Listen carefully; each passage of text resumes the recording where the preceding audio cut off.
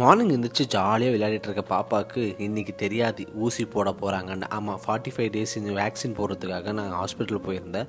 லேட்டாக போனதுனால என்னை லேட்டாக தான் போடணும்னு உட்கார வச்சுட்டாங்க. இந்த வேக்சின் வந்து பேபி பிறந்தது 45 டேஸில் போடுவாங்க. அதுவும் வெட்னஸ்டே போடுவாங்க. மார்னிங் 9:30க்கெல்லாம் இருக்கணுமா. ஸோ எங்களுக்கு தெரியாதுன்றதுனால நான் லேட்டாக போனேன்.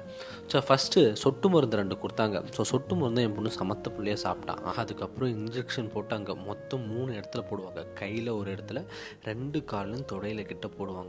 ஸோ 3 இடத்துல இன்ஜெக்ஷன் போட்டோடனே குழந்தை ரொம்ப அழுதுச்சு. அவங்க அம்மாவும் கூடவே அழுதுகிட்டே வராங்க. அதுக்கப்புறம் மெடிசன் கொடுத்தாங்க. 6 ஹவர்ஸ் ஒன்ஸ் கொடுங்க, ஃபீவர் வராது அப்படின்றதுக்காக. இன்ஜெக்ஷன் போட்ட இடத்துல ஐஸ் ஊத்தரம் கொடுக்க சொன்னாங்க. கையிலையும் காலையும் 2 இடத்துல வீக்கம் இருக்கிறதுனால குழந்தை கை காலை அசைக்கும் போதெல்லாம் வலிக்கும். ஸோ ஒரு ஆள் கூடவே பார்த்துக்கிற மாதிரி இருக்கும். எங்கள் மம்மி இருக்கிற தைரியத்தில் தான் நான் இன்ஜெக்ஷனே போட்டேன். ஸோ பார்த்துக்கிறதுக்கு ஆள் இருக்காங்கன்ட்டு.